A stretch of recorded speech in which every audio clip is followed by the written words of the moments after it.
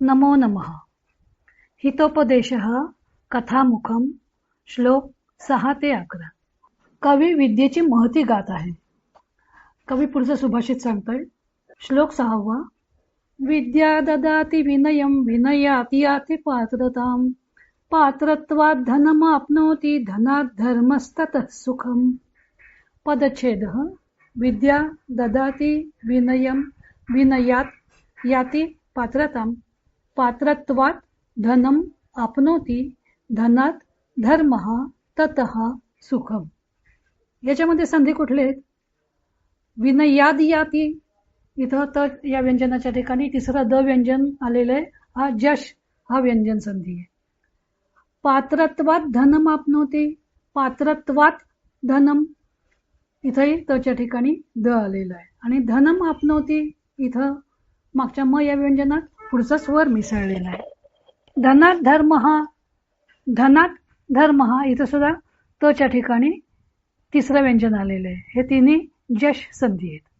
आणि धर्मस्ततः, धर्म हा ततः विसर्गाचा स झालेला आहे. याच्यामध्ये क्रियापद कोणतं आलेलं आहे?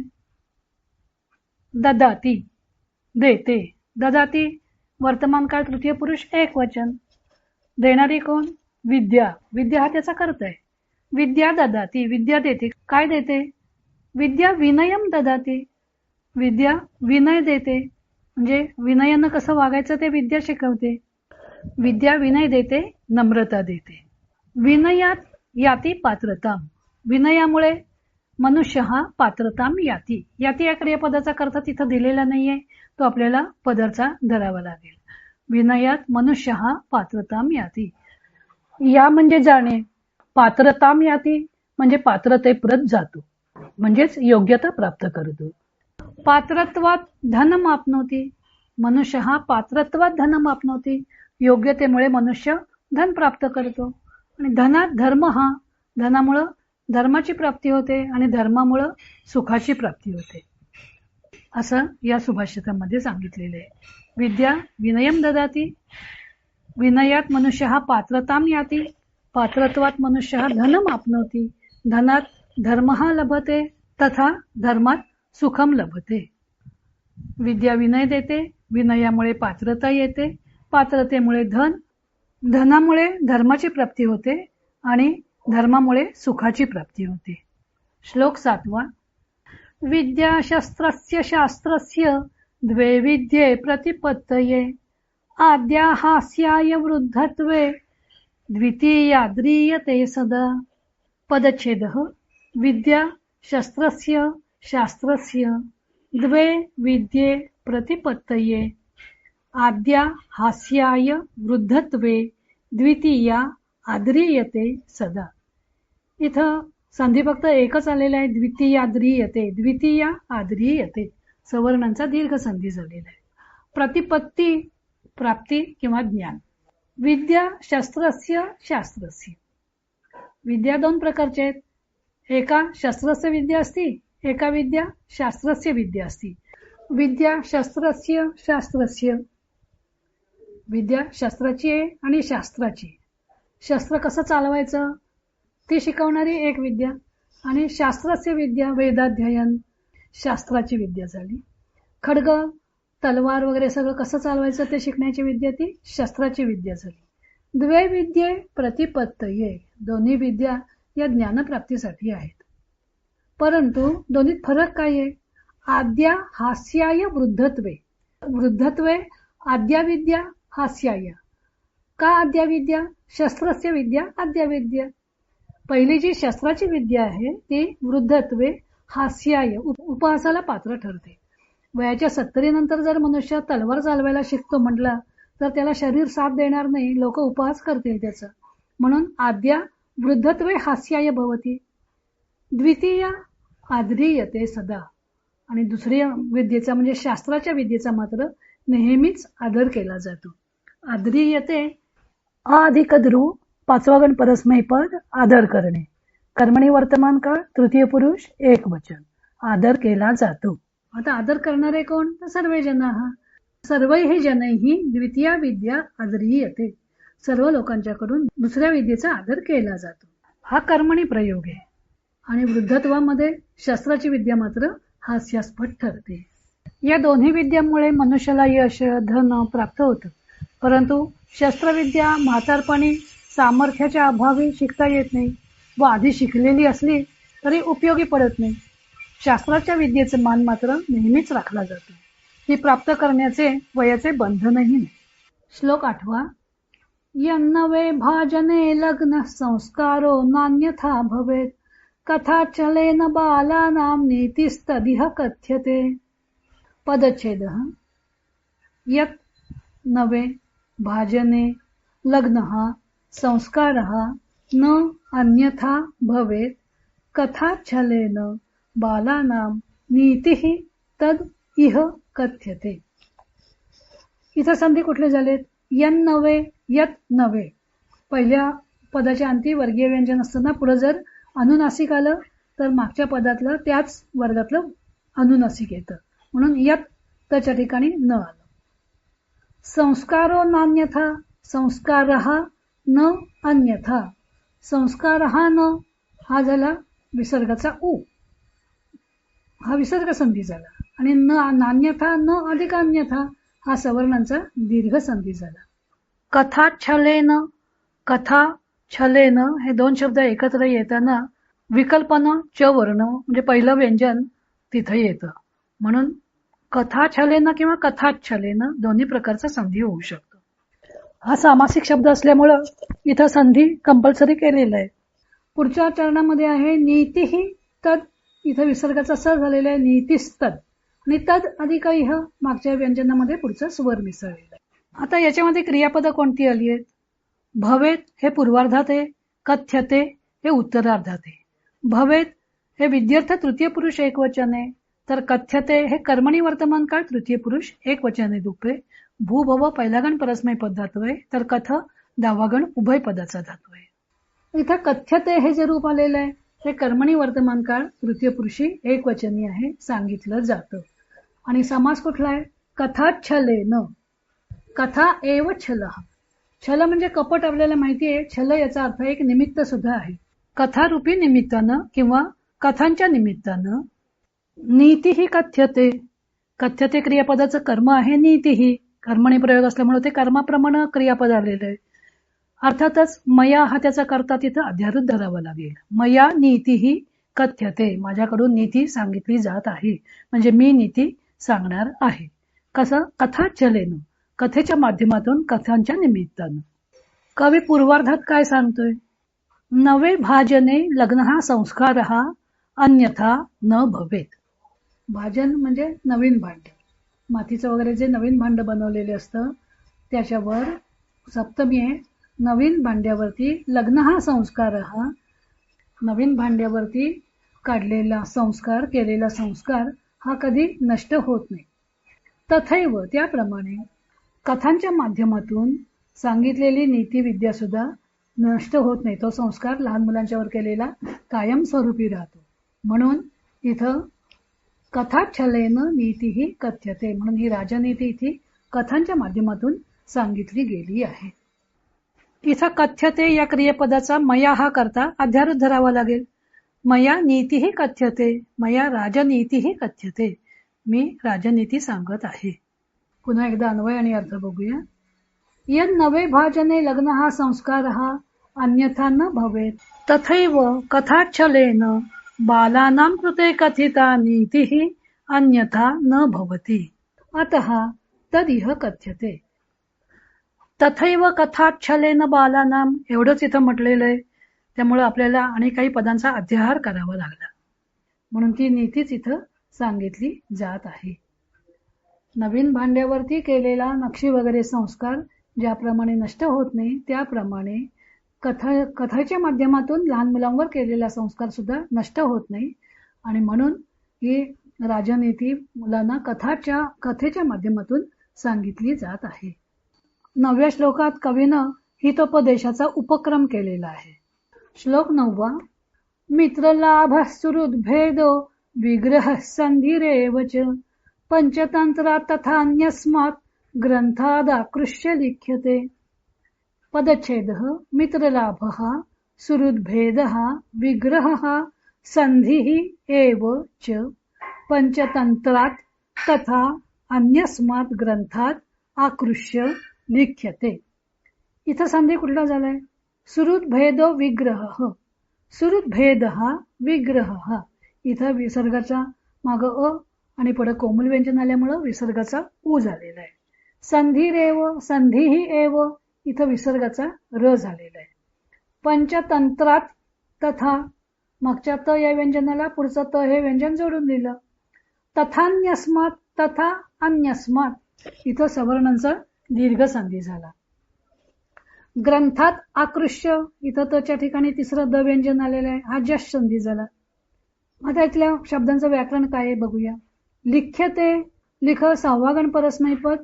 लिख्यते कर्मणी वर्तमान काळ तृतीय पुरुष एकवचन लिहिलं जातं, अर्थात मया लिख्यते. इथं तिथं मया हा करता अध्यारूढ धरावा लागेल. मित्रलाभ हा मित्रलाभ, सुहृद्भेद हा सुहृद्भेद, विग्रह हा विग्रह म्हणजे युद्ध, संधी म्हणजे तह. हे 4 प्रकरणं पंचतंत्रात, पंचतंत्रामधून, तसेच अन्यस्मात ग्रंथात आकृष्य, तसंच इतर ग्रंथांमधून उद्धृत करून लिख्यते, मया लिख्यते, ही 4 प्रकरणं मी लिहिलेली आहेत, माझ्याकडून लिहिली गेली आहे आणि त्याला आधारभूत पंचतंत्र आहे आणि इतर काही ग्रंथ आहेत, त्यांच्यामधून मी ही श्लोक गोळा करून ही राजनीतीपर ग्रंथ लहान मुलांना कथांच्या माध्यमातून राजनीती कळावी म्हणून लिहिलेला आहे, असं कवी सांगतोय. इथं समास कुठले आले? मित्र लाभ हा, मित्रस्य लाभ हा, षष्ठी तत्पुरुष. सुहृद भेद हा, सुहृद हा भेद हा, सुहृद म्हणजे पण मित्र, पण त्याचा भेद म्हणजे विरोध, मित्राचा विरोध किंवा वैर, हा षष्ठी तत्पुरुष झाला. आता कथेच्या पार्श्वभूमीला सुरुवात झालेली आहे. अस्ति भागीरथी तीरे पाटलीपुत्र नामधेयम नगरम. पाटलीपुत्र नामधेयम नगरम अस्ति, कुत्र अस्ति? भागीरथी तीरे अस्ति. पाटलीपुत्र नावाचं नगर हे भागीरथी तीराच्या ठिकाणी आहे. आता ही कथा सांगितली जाते. अस्ति हे क्रियापद जरी वर्तमान काळी असलं तरी आपण त्याचा संदर्भाप्रमाणे भूतकाळी अर्थ करायचा आहे. भागीरथी नदीच्या काठी पाटलीपुत्र नावाचं नगर होतं. पाटलीपुत्र नामधेयम हा समास झाला. पाटलीपुत्रम इति नामधेयम, विशेष नाम सामान्य नाम संबंधावर आधारित हा कर्मधारय समास झाला. आणि भागीरथी तीरे, भागीरथ्याहा तीरम हा झाला षष्ठी तत्पुरुष. भागीरथ्याहा तीरे षष्ठी तत्पुरुष समास. भागीरथीच्या काठावर पाटलीपुत्र नामधेयम नगरम अस्ति, पाटलीपुत्र नावाचं नगर होतं. तत्र सर्व स्वामी गुणोपेतः सुदर्शनः नाम नरपतीः आसीत्. तत्र नरपतीः आसीत्, नरपती म्हणजे राजा, नराणाम पतीः नरपतीः, षष्ठी तत्पुरुष. तेथे राजा होता. कुठला? सुदर्शनः नाम, कि तस्य नामधेयम आसीत् सुदर्शनः इति तस्य राज्ञः नाम आसीत्. सः सुदर्शनः राजा कथम आसीत्? सर्व स्वामी गुणोपेतः.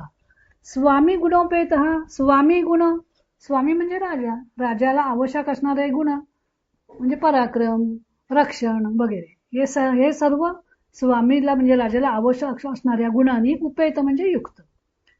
आणि सर्व स्वामी गुणोपेत, सर्व स्वामीला आवश्यक असणारे म्हणजे राजाला आवश्यक असणाऱ्या सर्व गुणांनी युक्त असा हा सुदर्शन नावाचा राजा होता. कुठं? तत्र पाटलीपुत्र नामधेये नगरे, त्या पाटलीपुत्र गावामध्ये, नगरामध्ये सुदर्शन नावाचा राजा राज्य करत होता. तो सर्व राजाला आवश्यक असणाऱ्या गुणांनी युक्त होता. सर्व स्वामी गुणोपेतः हा समास कसा झाला? स्वामिनः गुणाः, स्वामी गुणाः, षष्ठी तत्पुरुष झाला. स्वामी गुणैः उपेतः, स्वामी गुणांनी युक्त हा तृतीय तत्पुरुष झाला. आणि सर्वे स्वामी गुणाः हा कर्मधारय झाला. सर्वे स्वामी गुणाः हा कर्मधारय झाला. आणि सर्व स्वामी गुणैः उपेतः हा झाला तृतीय तत्पुरुष. उपेतः उप अधिक इ, दुसरा गण परस्मैपद, कर्तरी भूतकाळवाचक धातू साधित विशेषण, पुल्लिंगी प्रथमा एक वचन. सहा भूपतीः एकदा केनापि पठ्यमानं श्लोकद्वयं शुश्राव. शुश्राव श्रु धातू पाचवा गण परस्मैपद, परोक्ष भूतकाळ तृतीय पुरुष एकवचन. ऐकले, त्याचा कर्ता आहे सहा भूपतीः. त्या राजाने ऐकले. काय ऐकलं? श्लोकद्वयं शुश्राव, त्या राजाने 2 श्लोक ऐकले. केन अपि पठ्यमानम, कोणाकडून तरी म्हटले जात असलेले, कोणीतरी म्हणत असलेले असे 2 श्लोक राजानं ऐकले. भूपतीही हा समास आहे. भुवः पतीही भूपतीही. मागच्या वाक्यामध्ये नरपतीही, नराणाम पतीही, नरपतीही, लोकांचा स्वामी. तसंच भूपतीही, भुवः पतीही, पृथ्वीचा पती, पृथ्वीचा स्वामी. षष्ठी तत्पुरुषात समास आहे. भू दीर्घ उकारांत स्त्रीलिंगी शब्द. भू म्हणजे पृथ्वी. हा अनियमित चालणारा शब्द आहे. श्लोकद्वयम, श्लोकानाम द्वयम हाही षष्ठी तत्पुरुष समास झाला. सहा भूपतीही एकदा केनापि पठ्यमानम श्लोकद्वयम शुश्राव. त्या राजानं एकदा कोणीतरी म्हणत असलेले 2 श्लोक ऐकले. पठ्यमानम, पठ पहिला गण परस्मै पद. कर्मणी वर्तमान काळवाचक धातुसाधित विशेषण पुल्लिंगी द्वितीया एकवचन. कर्तरी वर्तमान काळवाचक धातुसाधित विशेषण ही 2 प्रकारची होतात. परस्मैपदी वेगळी, आत्मनेपदी वेगळी. परस्मैपदी धातूना पठंतीतला अंतिप्रत्यय काढला, अत प्रत्यय लावला आणि पठत असं रूप तयार झालं. म्हणजे वाचणारा किंवा शिकणारा असा त्याचा अर्थ झाला. आणि आत्मनेपदाच्या बाबतीत वर्तनते अंत्यप्रत्यय काढला आणि मान प्रत्यय लावला, वर्तमान. अशी ही परस्मैपदी धातूंची आणि आत्मनेपदी धातूंची कर्तरी वर्तमान काळवाचक धातुसाधित विशेषणं वेगवेगळी होतात. आणि कर्मणी वर्तमान काळवाचक धातुसाधित विशेषणं सगळ्यांची सारखीच होतात. कर्मणी रूपातला अंत्य काढायचा आणि मान प्रत्यय लावायचा आहे. म्हणजे कर्मणी रूपामध्ये य हा कर्मणी प्रत्यय लागून मग मान प्रत्यय लागलेला दिसेल. सहा भूपती ही श्लोकद्वयम शुश्राव. त्या राजानं 2 श्लोक ऐकले. शुश्राव हा परोक्ष भूतकाळ आहे. संस्कृतमध्ये भूतकाळ 3 आहेत. अनद्यतन भूतकाळ, परोक्ष भूतकाळ आणि सामान्य भूतकाळ. वक्त्याच्या डोळ्यासमोर घडलेल्या पण भूतकाळात जमा झालेल्या घटना दाखवायच्या असतील तर त्याकरता अनद्यतन भूतकाळ वापरला जातो. आणि वक्त्याच्या समोर न घडलेल्या घटना, उदाहरणार्थ पुराण काळात घडलेल्या घटना सांगायच्या असतील तर त्याच्याकरता परोक्ष भूतकाळ वापरला जातो. अर्थातच पुराण काळातल्या घटना सांगणार त्याच्यामध्ये प्रथम पुरुषी आणि द्वितीय पुरुषी क्रियापद येण्याचा फारसा संबंध येत नाही. क्रियापद असतील ती तृतीय पुरुषीच असतात. त्यामुळं तृतीय पुरुषी प्रत्यय त्याला लागतात. प्रत्यय आहेत प्रथम पुरुषी आणि द्वितीय पुरुषी सुद्धा, पण प्रचारामध्ये रूप ही तृतीय पुरुषीच असतात. परोक्ष भूतकाळ करताना धातूच्या पहिल्या अक्षराचं स्वरासहित द्वित्व होतं आणि मग त्याला परस्मैपदी धातू असेल तर अ अतुहु उहु हे प्रत्यय लागतात. आत्मनेपदी धातू असेल तर ए आते इरे हे प्रत्यय लागतात. हे तृतीय पुरुषाचे प्रत्यय आहेत. आता ते कोणते 2 श्लोक आहेत? श्लोक 10. अनेक संशयोच्छेदी परोक्षार्थस्य दर्शकम सर्वस्य लोचनम शास्त्रम यस्य नास्त्यंध एव सह. पदच्छेद. अनेक संशयोच्छेदी परोक्षार्थस्य दर्शकम सर्वस्य लोचनम शास्त्रम यस्य न अस्ति अंधः एव सः. नास्त्यंध एव, न अस्ति हा सवर्णांचा दीर्घ संधी झाला. अस्ति अधिक अंध हा यण संधी झाला आणि अंध हा एव इथं विसर्गाचा लोप झाले. बाकी समासामध्ये जे शब्द आलेले आहेत त्यांच्यामध्ये संधी कंपल्सरी केलेले असतात. आता याच्यामध्ये क्रियापद कुठलं आलेलं आहे? अस्ति. असं दुसरा गण परस्मैपद, वर्तमान काळ तृतीय पुरुष एकवचन. सहा अंधः एव अस्ति. तो आंधळाच आहे. कोण? यस्य शास्त्रम न अस्ति सहा अंधः एव अस्ति. यस्य शास्त्रम न अस्ति म्हणजे ज्याच्याकडे शास्त्र नाही, म्हणजे जो विद्या शिकलेला नाही, सहा अंधः एव तो आंधळाच आहे. आणि शास्त्रम कसं? तर अनेक संशयोच्छेदी परोक्षार्थस्य दर्शकम सर्वस्य लोचनम शास्त्रम यस्य न अस्ति. यस्य शास्त्रम न अस्ति, यस्य समीपम शास्त्रम न अस्ति. ज्याच्याजवळ शास्त्र नाही तो जणू काही आंधळाच आहे. आणि ही जी आहेत ही सगळी शास्त्रमची विशेषण आहेत. अनेक संशयोच्छेदी परोक्षार्थस्य दर्शकम आणि सर्वस्य लोचनम असं हे शास्त्र ज्याच्याकडे नाही तो आंधळाच आहे. अनेक संशयोच्छेदी, अनेक संशयोच्छेदीन इनंत नपुसकलिंगी, प्रथमा एकवचन. इनंत शब्द शशीन प्रमाण पुल्लिंगी झाले. नपुसकलिंगात चालवायचं असेल तर मनोहारीन या विशेषणाप्रमाणे चालवायचं. मनोहारी, मनोहारिणी, मनोहारिणी प्रथमा, मनोहारी री पहिली. याचा अर्थ हे नपुसकलिंगी आहे, कारण ते शास्त्रमचं विशेषण आहे. अनेक संशयोच्छेदी शास्त्र. अनेक संशयोच्छेदी हा सामासिक शब्द आहे. अनेके संशयाः कर्मधारय समास. आणि अनेक संशयान उच्छिन्नती इति उपपद तत्पुरुष. अनेक संशयांचा जो छेद करतो तो. छेदी हे छिद धातूवरनं आलेले आहे. छिद सातवागण उभयपद, छेदने. छिन्नती हे त्याचं वर्तमान काळ तृतीय पुरुष एकवचन वापरलं आपण समासाच्या विग्रहामध्ये. अनेक संशयान उच्छिन्नती, उद हा तिथं उपसर्ग लागलेला आहे क्रियापदाला. अनेक संशयान उच्छिन्नती, अनेक संशय जे नाहीसे करतं ते. तसंच अनेक हाही समास आहे. न एक अनेक, एक नाही ते अनेक, हा नाही तत्पुरुष समास झाला. अनेक संशयांचा छेद करणारं किंवा अनेक संशय नाहीसे करणारं असं हे शास्त्र. दुसरं विशेषण आहे परोक्षार्थस्य दर्शकम. परोक्षार्थ हाही सामासिक शब्द आहे. अक्ष्णोः परम, डोळ्याच्या पलीकडचं. परोक्षम हा अव्ययीभाव समास आहे. हा सर्वसाधारणपणे अव्ययीभाव समास असतो. इथं परोक्षार्थस्य म्हटलेलं आहे. परोक्ष हा शब्द अर्थ शब्दाचं विशेषण म्हणून आलेलं आहे. परोक्ष हा अर्थ हा तस्य, कर्मधारय समास झाला. डोळ्याच्या पलीकडील जो अर्थ आहे तो. परोक्षार्थस्य दर्शकम, परोक्ष अर्थाचं म्हणजे डोळ्याच्या पलीकडील अर्थ दाखवणारं. दृष्टीच्या पलीकडील, दृष्टीच्या टप्प्यात न येणारा गोष्टी दाखवून देणारं आणि सर्वस्य लोचनम, सर्वांचा डोळाच असणारं असं हे शास्त्र. यस्य न असती, ज्याच्याकडे नसते तो जणू काही आंधळाच आहे. मराठीमध्ये परोक्ष हा शब्द बरोबर उलट अर्थानं वापरला जातो. संस्कृतमध्ये परोक्ष म्हणजे डोळ्याच्या पलीकडे किंवा डोळ्याच्या माघारी, दृष्टीच्या माघारी, आणि प्रत्यक्ष म्हणजे दृष्टीच्या समोर. मराठीमध्ये मात्र परोक्ष म्हणजे दृष्टीच्या समोर अशा अर्थानं हा शब्द वापरला जातो. पुन्हा एकदा अन्वय आणि अर्थ बघूया. अनेक संशयोच्छेदी परोक्षार्थस्य दर्शकम सर्वस्य लोचनम शास्त्रम यस्य न अस्ति सहा अंधः एव. अनेक संशयांचे निरसन करणारे, दृष्टीच्या पलीकडील गोष्टी दाखवणारे व जणू सर्वांचा नेत्र असलेलं असं हे शास्त्र. हे ज्याच्याकडे नाही तो जणू काही डोळे असूनही आंधळाच आहे. पुढचा श्लोक राजानं कुठला ऐकला? श्लोक 11वा. यौवनम धन संपत्ती प्रभुत्वमविवेकिता एकैकमप्यनर्थाय किमु यत्र चतुष्टयम्. पदच्छेदः. यौवनम धनसंपत्तिः प्रभुत्वम् अविवेकिता एकैकम् अपि अनर्थाय किम उ यत्र चतुष्टयम्. इथं संधी कुठले आले? प्रभुत्वम अविवेकिता, प्रभुत्वम अधिक अविवेकिता. इथं मागच्या म या व्यंजनात पुढचा स्वर मिसळलेला आहे. एकैकम अप्यनर्थाय, एकैकम अपि अनर्थाय.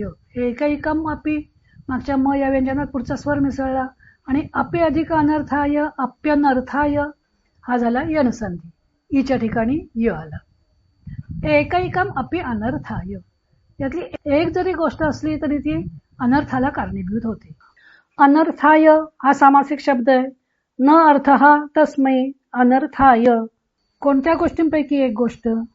यौवनम म्हणजे तारुण्य, धनसंपत्ती ही म्हणजे पुष्कळ धन, प्रभुत्व म्हणजे सत्ता, आणि अविवेकिता म्हणजे अविचारीपणा. या 4 गोष्टींपैकी एक जरी गोष्ट असेल तर ती अनर्थाला कारणीभूत होते. किमु यत्र चतुष्टयम, यत्र चतुष्टयम ज्याच्या ठिकाणी 4ही गोष्टी असतील त्याचं काय बरं होईल? इथं किमु, किम आणि उ यापैकी उ हे पादपूरक अव्यय आहे. मग ज्याच्याकडे 4ही गोष्टी असतील त्याचं काय बरं होईल? पुन्हा एकदा अन्वय आणि अर्थ बघूया. यौवनम धनसंपत्ती प्रभुत्वम अविवेकिता एकैकमपि अनर्थाय किमु यत्र चतुष्टयम. तारुण्य, धन, सत्ता व अविचार यातील एक गोष्ट सुद्धा अनर्थाला कारणीभूत होते. मग जेथे या 4ही गोष्टी असतील तेथे काय होईल? हे 2 श्लोक ऐकल्यावर राजा विचारात पडला, चिंतेत पडला. त्याच्या चिंतेचं कारण काय होतं ते पुढं सांगितलेलं आहे. तो भाग आपण नंतर पाहू. हरिओम तत्सत.